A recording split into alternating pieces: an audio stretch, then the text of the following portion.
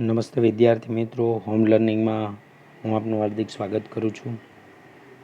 અગાઉના આપણા વિડીયોમાં આપણે સમાજશાસ્ત્રમાં ભારતનું વસ્તી વૈવિધ્ય અને રાષ્ટ્રીય એકતા, પ્રકરણ 1, પ્રકરણ 2 ભારતીય સંસ્કૃતિ અને સમુદાય એ વિષયની સમજ મેળવી. ત્યાર પછી આજે પ્રકરણ નંબર 3 અનુસૂચિત જાતિ, અનુસૂચિત જનજાતિ અને અન્ય પછાત વર્ગો છે તે અંગેની સંપૂર્ણ વિગતો છે આપણે પાઠ નંબર 3માં આજે નિહાળવાના છીએ. પાઠ 3માંથી બોર્ડની એક્ઝામમાં કુલ 8 ગુણનું પૂછાય છે, જેમાં એક વિકલ્પ હોય છે. એક વાક્યના કુલ 2 પ્રશ્નો છે આ પાઠમાંથી હોય છે, જ્યારે ટૂંકા પ્રશ્નો છે એ પણ 2 માર્કના પૂછાય છે, જ્યારે 3 માર્કના એક જે પ્રશ્ન છે એ પૂછાતો. એમ કુલ 8 ગુણનું છે એ આ પાઠમાંથી પૂછાતું હોય છે. વિદ્યાર્થી મિત્રો, આઝાદી પહેલાંથી જ ભારતીય સમાજમાં જ્ઞાતિઓ વિશેના અભ્યાસો સામાજિક વિજ્ઞાન માટે જ નહીં, પરંતુ વહીવટકર્તાઓ માટે પણ અભ્યાસના મહત્ત્વના ક્ષેત્રો રહ્યા છે. ભારતીય સામાજિક જીવનમાં જ્ઞાતિઓનો ચોક્કસ કોટિક્રમ જન્મદત્ત દરજ્જા સાથે જોડાયેલો છે. ધોરણ 11માં આપણે જ્ઞાતિ વ્યવસ્થા, તેના લક્ષણોને સમજ્યા. આપણે સૌ જાણીએ છીએ કે જ્ઞાતિ વ્યવસ્થામાં કોટિક્રમની વ્યવસ્થા છે, જેમાં જ્ઞાતિ સમૂહોને ઊંચો તો કેટલાક જ્ઞાતિ સમૂહોને નિમ્ન દરજ્જો પણ મળ્યો છે. આ માટે નિમ્ન જ્ઞાતિ સમૂહોની બંધારણીય ઓળખ પણ આપવામાં આવી છે. આવા જ્ઞાતિ સમૂહને આપણે પછાત વર્ગ તરીકે ઓળખતા હોય છે. આ પાઠમાં જ આપણે અનુસૂચિત જાતિ, જનજાતિ અને અન્ય પછાત વર્ગોને છે એ સમજ મેળવવાના છે. પછાત વર્ગની વ્યાખ્યા જોઈએ તો સમાજમાં વિભિન્ન સ્થાન અને દરજ્જાવાળા તથા સામાજિક દરજ્જાની દ્રષ્ટિએ ચડતા ઉતરતા ક્રમમાં ગોઠવાયેલા સામાજિક જૂથોને પછાત વર્ગ કહેવામાં આવે છે.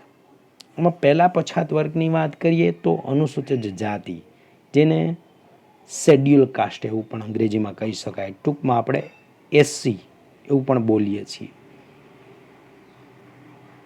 એમાં પહેલા મુદ્દાની વાત કરીએ તો અનુસૂચિત જાતિનું વર્ગીકરણ. દેશના દરેક રાજ્યમાં અનુસૂચિત જાતિના લોકો વસવાટ કરે છે. પહેલાં તેઓને નિમ્ન દરજ્જો આપવામાં આવ્યો હતો, પરંતુ 1955માં અસ્પૃશ્યતા નાબૂદી કાનૂન આવ્યા બાદ તેમના દરજ્જામાં પણ પરિવર્તન આવ્યું છે. હવે તેમની વસ્તીની વાત કરીએ તો કે ભારત અને ગુજરાતમાં અનુસૂચિત જાતિનું વસ્તી પ્રમાણ તો કે ભારતમાં 1961માં તેમની વસ્તીનું પ્રમાણ 14.64% જેટલું હતું, જ્યારે 2011માં તેમની વસ્તીનું પ્રમાણ વધી અને 16.02% જેટલું થયું છે. ગુજરાતમાં તે પ્રમાણ 1961માં 6.33%, જ્યારે 2011ની વસ્તી ગણતરી પ્રમાણે 7.10% છે એ અનુસૂચિત જનજાતિનું વસ્તી પ્રમાણ છે. અનુસૂચિત જાતિનું વસ્તી પ્રમાણ છે. અનુસૂચિત જાતિઓમાં સૌથી મોટી સંખ્યા ધરાવતી જ્ઞાતિ રોહિત જ્ઞાતિ છે. અનુસૂચિત જાતિઓનું સૌથી વધુ પ્રમાણ પંજાબ રાજ્યમાં છે અને 31.9% જેટલું છે. અનુસૂચિત જાતિનું સૌથી ઓછું પ્રમાણ મિઝોરમ રાજ્યોમાં છે, જ્યાં 0.1% જેટલું છે. ગુજરાતમાં અનુસૂચિત જાતિઓમાં 4 જાતિઓની વસ્તી સૌથી વધુ છે. એ છે મહયાવંશી એટલે કે વણકર, ભાંભી, રોહિત. ત્રીજું છે વાલ્મીકી, જેને મહેતર અને રૂખી તરીકે પણ ઓળખવામાં આવે છે, અને ચોથું છે મેઘવાર જ્ઞાતિ. એટલે કે ગુજરાતમાં 4 જે જાતિઓ છે એ જોવા મળતી હોય છે. અનુસૂચિત જાતિની નવી ઓળખ કઈ રીતના મળી તો કે બંધારણીય જોગવાઈ, કલ્યાણકારી યોજનાઓ, સમાજ સુધારકો દ્વારા, સંસ્કૃતિકરણ દ્વારા, શિક્ષણ, વ્યવસાયિક પરિવર્તન, સ્વજાગૃતિના કારણે અનુસૂચિત જાતિની નવી ઓળખ છે એ ઊભી થઈ છે. ત્યાર પછી વાત કરીએ અનુસૂચિત જનજાતિની, જેને આપણે શેડ્યુલ ટ્રાઇબલ કહીએ છીએ, ટૂંકમાં એસટી એવું નામ કહીએ છીએ. અનુસૂચિત જનજાતિની વ્યાખ્યા જોઈએ તો બંધારણની કલમ 342 રાષ્ટ્રપતિ દ્વારા બહાર પાડેલ સૂચિમાં જેનો સમાવેશ થયો હોય તેને અનુસૂચિત જનજાતિ કહે છે. એટલે કે બંધારણની કલમ 342 જે રાષ્ટ્રપતિ દ્વારા એક લિસ્ટ બહાર પાડવામાં આવ્યું છે જ્ઞાતિઓની, એમાં જે જ્ઞાતિઓનું લિસ્ટ હોય તેને અનુસૂચિત જનજાતિ કહેવામાં આવે છે.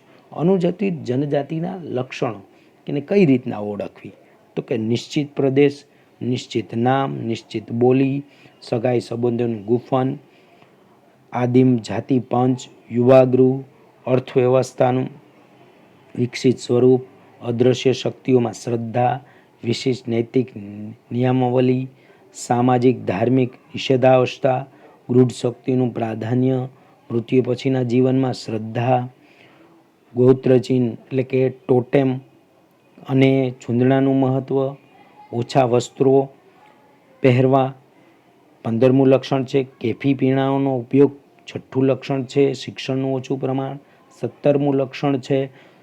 સામૂહિક નૃત્ય સમૂહ ગીતોનું અસ્તિત્વ 18મું લક્ષણ છે. મેળાઓ અને ઉત્સવોની મહત્તા અને 19મું લક્ષણ છે. જૂથો, એકતા અને જૂથ સભાનતા, એટલે કે જૂથ એકતા અને જૂથ સભાનતા છે એ 19મું લક્ષણ છે જોવા મળે છે. ભારતની આદિમ જાતિઓનું વર્ગીકરણ કરીએ તો એના 5 મુદ્દાઓમાં એનું વર્ગીકરણ કરી શકાય, એટલે કે 5 રીતે એનું વર્ગીકરણ કરી શકાય. એક છે ભૌગોલિક રહેઠાણની દ્રષ્ટિએ એનું વર્ગીકરણ કરી શકાય. બીજું છે વસ્તીના પ્રમાણની દ્રષ્ટિએ એમનું વર્ગીકરણ કરી શકાય. ત્રીજું છે સાંસ્કૃતિક દ્રષ્ટિએ એમનું વર્ગીકરણ કરી શકાય. ચોથું છે આર્થિક દ્રષ્ટિ. પાંચમું છે ભાષાકીય દ્રષ્ટિએ અને છઠ્ઠું છે જન્મજાતની દ્રષ્ટિએ. એ અનુસૂચિત જનજાતિ છે કે જેને આપણે આદિવાસી તરીકે ઓળખીએ છીએ કે એસટી તરીકે ઓળખીએ છીએ, એમનું જે છે એ 5 રીતે છે એ વર્ગીકરણ કરી શકાતું હોય છે. અનુસૂચિત જનજાતિમાં ચોથો મુદ્દો છે અનુસૂચિત જનજાતિનું સાંસ્કૃતિક વૈવિધ્ય. કયા પ્રકારનું સાંસ્કૃતિક વૈવિધ્ય છે તે ધરાવે છે. સાંસ્કૃતિક વૈવિધ્ય વિવિધ સાંસ્કૃતિક તત્વોમાં વૈવિધ્ય જેવા કે કલા, સંગીત, લોકસંગીત, નૃત્ય, દંતકથાઓ, જાદુ, ન્યાયતંત્ર, દેવી દેવતાઓ, ગોત્રચિહ્ન, આદિવાસીઓમાં ગોત્રચિહ્ન એટલે કે ટોટેમવાદ છે એ સૌથી વધુ જોવા મળતો હોય છે. ત્યાર પછી અનુસૂચિત જનજાતિની કલાની વાત કરીએ તો કલાત્મક કાંસી, વાંસની ટોપલીઓ વગેરેની બનાવટ, કલાની અભિવ્યક્તિની શૈલી એમના સંગીત, તાલ અને સૂરમાં અભિવ્યક્ત થાય છે. ગુજરાતના રાઠવાઓનું પિઠોરા જે એક પ્રકારનું ચિત્ર છે જે દિવાલો ઉપર દોરતા હોય છે. મુરિયા લોકો હાથી, ઘોડા અને માનવીની મૂર્તિઓ દેવને અર્પણ કરે છે. સંથાલ લોકો લગ્ન વખતે ડોલીને સુંદર શણગારે છે. આદિવાસીઓના પ્રાચીન વાજિંત્રોની વાત કરીએ તો સારંગી છે, વાંસળી છે, તૂર છે, તંબુર છે, બીન છે, ઢોલ છે, ઘંટ છે અને મૃદંગ છે.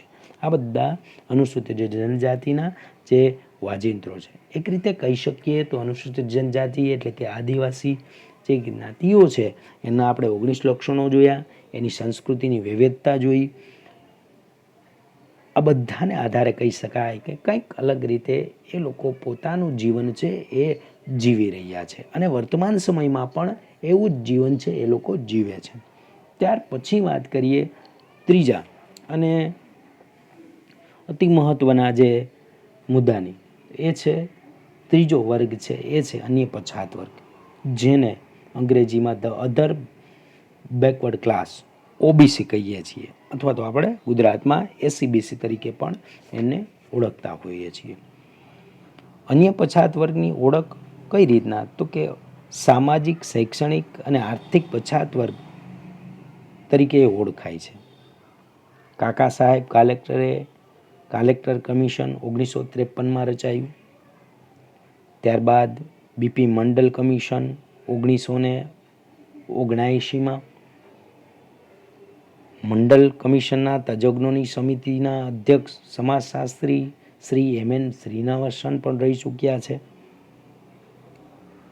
જે મંડલ પંચ રચાયું એ મંડલ પંચ જે સામાજિક અને શૈક્ષણિક પછાતપણું નક્કી કરવા અપનાવેલા કેટલાક માપદંડો છે. અહીંયા આપણે 3 માપદંડની વાત કરીએ. પહેલું છે સામાજિક માપદંડ, એટલે કે સામાજિક રીતે પછાતપણું હોય, શારીરિક શ્રમ ઉપર આધારિત હોય, 25% વધુ સ્ત્રીઓ આજીવિકા માટે કામ કરતી હોય. જો અહીંયા મંડલ પંચે ભારતમાં પહેલું કાકા સાહેબ કલેક્ટર, બીજું મંડલ પંચ રચાયું. એને એવું નક્કી કરવામાં આવ્યું કે કઈ જ્ઞાતિને SC/BC કે OBCમાં ગણતરી કરવી અથવા તો અધર બેકવર્ડ કાસ્ટ અન્ય જે પછાત વર્ગ છે એમાં સમાવેશ કરવો. તો એના માટે એને માપદંડ નક્કી કર્યા કે ભાઈ આ માપદંડ હોય તો એને આમાં સમાવેશ કરી શકાય. એમાં પહેલો માપદંડ સામાજિક રીતે ભાઈ પછાતપણું હોય, શારીરિક શ્રમ કરતા હોય, જેઓ એમની જ્ઞાતિઓના કુલ સંખ્યા છે એમાંથી 25% સ્ત્રીઓ છે એ કામ કરતી હોય. બીજો માપદંડ નક્કી કરવામાં આવ્યો શૈક્ષણિક માપદંડ. શૈક્ષણિક માપદંડ શું હતો? તો કે 5 થી 15 વર્ષના બાળકો નિશાળે ગયા ન હોય, અધવચ્ચેથી અભ્યાસ છોડી દેતા હોય, મેટ્રિક ભણેલા ઓછા જોવા મળે, એટલે કે ધોરણ 9 પાસ કે ધોરણ 10 પાસ પણ તે ન હોય એમને સામાજિક પછાત વર્ગમાં સમાવેશ કરવો. ત્રીજો માપદંડ નક્કી કરવામાં આવ્યો આર્થિક માપદંડ. કુટુંબોની મિલકતની કિંમત 50% કરતાં ઓછી હોય, કાચા મકાનમાં રહેતા હોય, રોજબરોજની જરૂરિયાત માટે લોન લેવી પડતી હોય, આવી એમની આર્થિક પરિસ્થિતિ હોય તો તેમને જે છે અન્ય પછાત વર્ગમાં સમાવેશ કરવામાં આવતો હોય છે. આ વાત હતી ભારતની, કે ભારતમાં મંડલ પંચે આવા 3 પ્રકારના માપદંડો રચ્યા અને એ માપદંડોને આધારે સરકારમાં એનો અહેવાલ રજૂ કર્યો.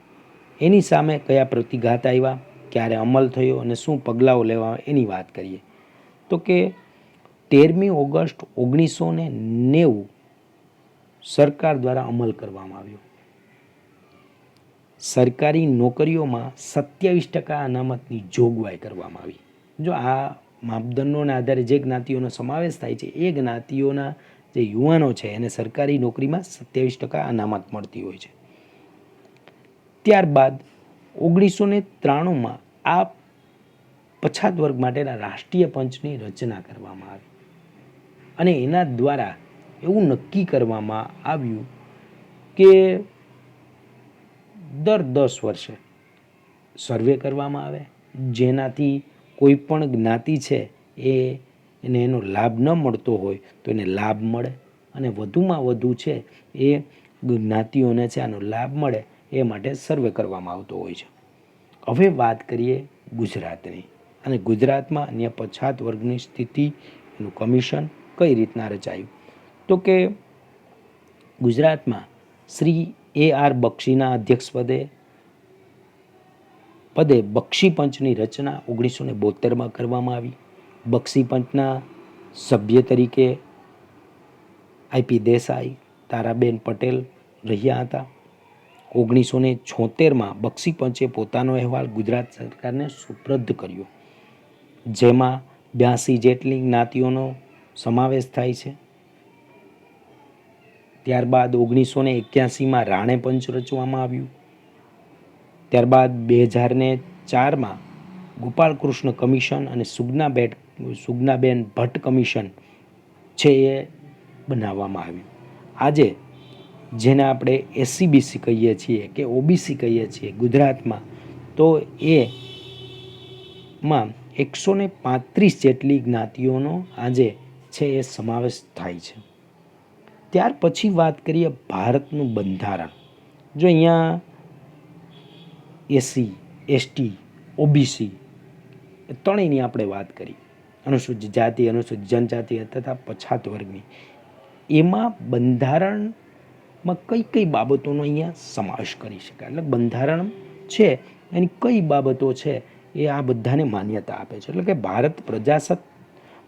પ્રજાસત્તાક ભારતે પોતાનું આગવું બંધારણ છે એ સ્વીકાર્યું. એટલે જ આપણે કહીએ છીએ કે સૌથી મોટું લેખિત બંધારણ છે એ ભારતનું છે વિશ્વમાં. ડૉક્ટર ભીમરાવ આંબેડકરે બંધારણ સંબંધિત ડ્રાફ્ટ કમિટીના અધ્યક્ષ તરીકેની ભૂમિકા ભજવી હતી. એમાં પહેલા મુદ્દાની વાત કરીએ, બંધારણમાં અનુસૂચિત જાતિઓ માટેની જોગવાઈઓ. કે બંધારણના 3જા ભાગ ઉપરાંત નાગરિકોના મૂળભૂત અધિકારમાં કેટલીક જોગવાઈઓ કરવામાં આવી છે. અનુસૂચિત જાતિ માટેની કલ્યાણ યોજનાઓ છે એ પણ બંધારણમાં ઘડવામાં આવી. એટલે કે વિદ્યાર્થીઓને યુનિફોર્મ, આશ્રમ શાળા, છાત્રાલય, ફી માફી, નિઃશુલ્ક ભોજન, ઓછા વ્યાજે લોન, ખેડૂતોને સહાય, લઘુ ઉદ્યોગ માટે લોન, સ્નાતકો, વકીલો માટે લોનની યોજના છે એ પણ બંધારણમાં એનો અમલ કરાવવામાં આવ્યો. આદિવાસીઓના વિકાસ માટેના કાર્યક્રમોની ઘડવા એ પણ બંધારણમાં એક સૂચવવામાં આવ્યું. એટલે કે ભારત સરકાર અને ગુજરાત સરકાર દ્વારા વખતોવખતના સુધારા સાથે કાર્યક્રમો છે એ અમલમાં થયા છે.